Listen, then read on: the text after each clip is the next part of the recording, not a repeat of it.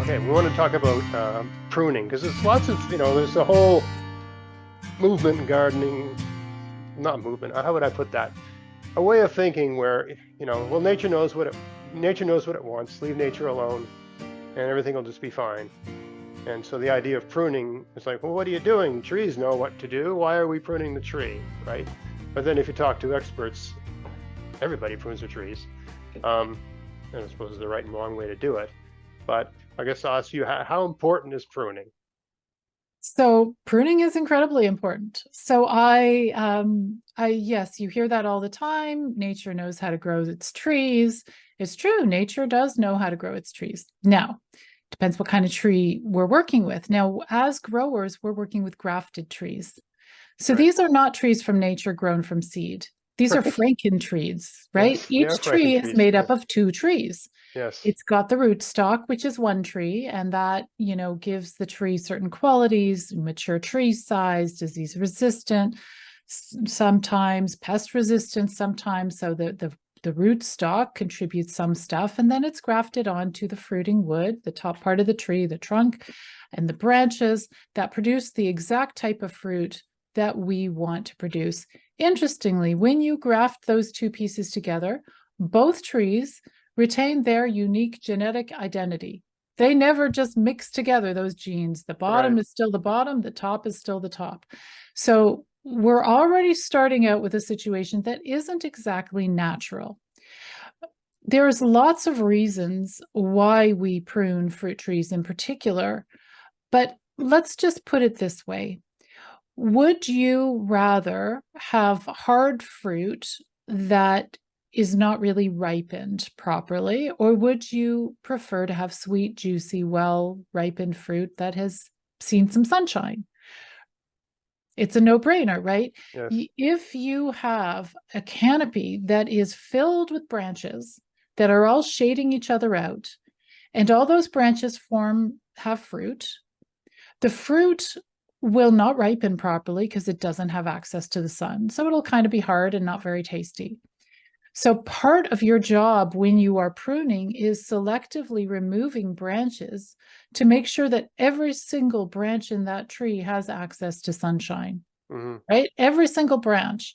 So instead of having a messy, hairy looking tree with a bunch of branches crisscrossing and rubbing up against each other, you've got such an open canopy that lots of air circulation can go through, the sunshine penetrates, and all the fruit will ripen properly. And I'll just throw out there's lots of reasons, but here's another reason. Fruit can be heavy. Yeah. And so we need to create a structure with not a bunch of skinny little branches that will break with a heavy harvest on it. Hmm. Instead, we want fewer branches that are stronger, that can support that heavy harvest. Mm. Yes. And I'll just throw another thing into the mix. If you have that messy, hairy canopy with all the branches hitting each other, you don't get a lot of air circulation. It gets Yes. dark in there. Yeah. So let's say it rains and the leaves get wet, but they never really dry out because it's kind of shaded. Well, guess what? That's an awesome situation for fungal diseases. Hmm. Fungal spores love damp, dark conditions. So, one of the easiest ways to keep your fruit tree healthy and productive without having to use chemicals and fungicides is to prune it properly. Hmm. I'm growing my fruit tree in a public park where we are not allowed to use pesticides and fungicides. And Right. so our first line of defense is to have immaculately pruned trees, Yeah. strategically pruned so that they stay healthy and productive. Right. So you got the airflow, you got the sunlight exposure, that sort of thing. That makes a lot of sense. I remember having it explained to me too that like our goal and the tree's goal, even a tree in nature, we don't have the same goals, right? Like we want big, tasty, delicious, uh, immaculate fruit, and the tree wants to get as big as it can get and maybe make some seeds, but it doesn't really. It's it's not on the same page as us. It's goals are different. It doesn't matter if the apples are this big or this big, as long as there's some seeds and it falls to the ground and something eats it and goes away and poops over there. and makes another, like it doesn't really care about the things we care about. So pruning Well, is part of, let me put a different spin on it. I okay. do agree, Yeah. but a fruit tree that's unpruned is like a teenager that never learned discipline, I don't know, or something like that. Math. Math, exactly. Like a teenager who doesn't want to learn math, Yes. right? So here's how I see it differently. That tree is our co-creator. Right. So we are working with the tree together Yes. to create a beautiful, healthy harvest. And I feel that the tree's purpose is to feed, one of its purposes cleans the air, beautifies the environment, but also to nourish humans, animals, wildlife. So I feel, and I'm very connected to trees, as you can Right. see, Yes. I feel that by working together, we are all really happy. Just like Right. the wild teenager that doesn't want to learn math Hmm. might be better off if they did learn a little bit of They'll have math more and some options down the spelling. line. Yeah, there's Exactly. more options and a more peaceful relationship with mom and dad. Yes. Um, but fruit trees love to work with humans. And if a tree is neglected and wild, it will not only produce lots of little bits of fruit that the animals can eat, but it won't be a healthy tree because it'll have fungal diseases and pests because it's got nobody to love it, Right. right? Yes. Whereas if it has somebody to love it, then it gets to be healthy. It gets to feed people with good quality fruit. It's awesome. Right. That's great. You're I guess I'm too cynical.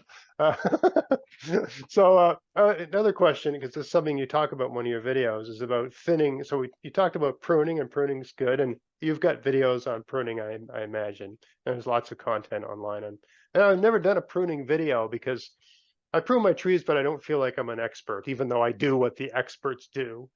But anyway, another thing you talk about is thinning fruit on young trees.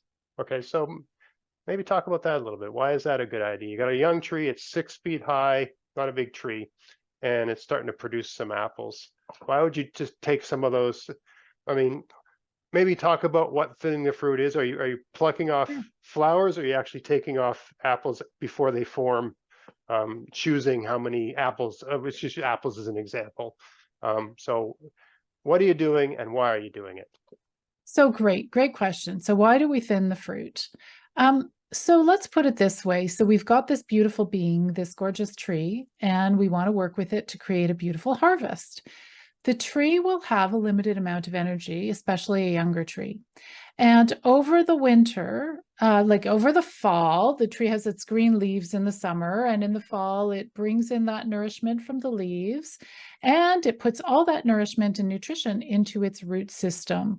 It's like a pantry. It Yeah. stores that nutrition over the winter, and it keeps it doesn't grow too much over the winter. And in the spring, it's going to push out and use that energy to produce fruit. But it's only got a limited amount of energy.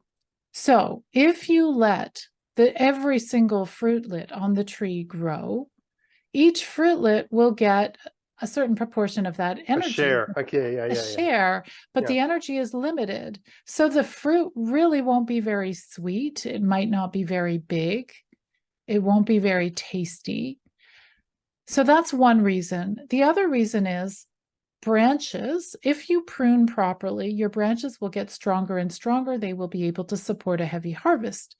But if you don't, and you've got a bunch of branches all over the place, they're skinny weakling branches, too much fruit on the branch, boom, it breaks and Hmm. hangs down. Every time a branch breaks, it's an entry point for pests and diseases. It's making your tree less and less healthy. So by thinning the fruit, you're looking at the branch, and hopefully you've pruned the tree and it's in your structure that you're looking to create. And you look at that branch and you think, how much weight can this branch hold?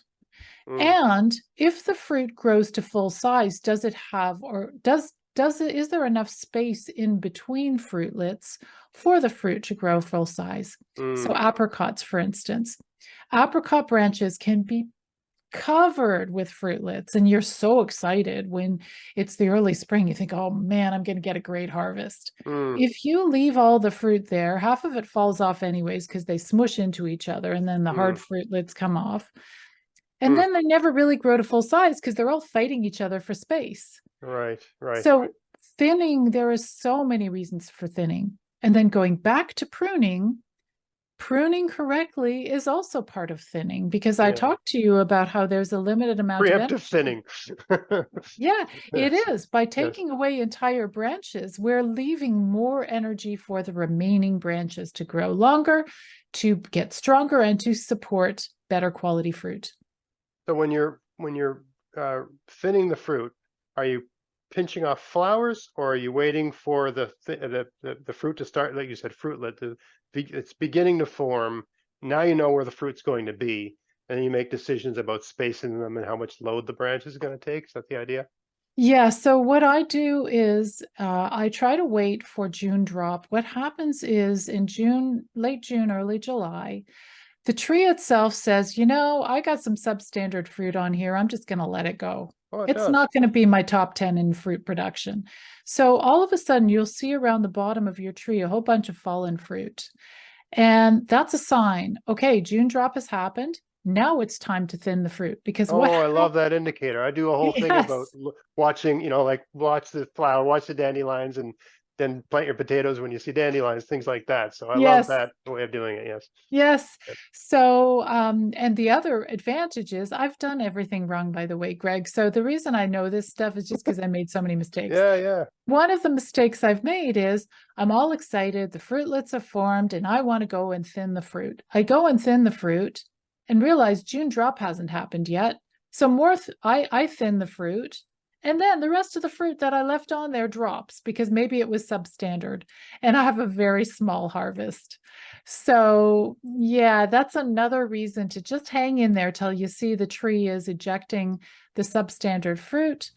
And like I said, it could happen early July, and then, then do your thinning. Okay, so you watch the ground, and when you see the fruit on the ground, that's when you make, do a bit more thinning. Yeah. Okay, that's really good.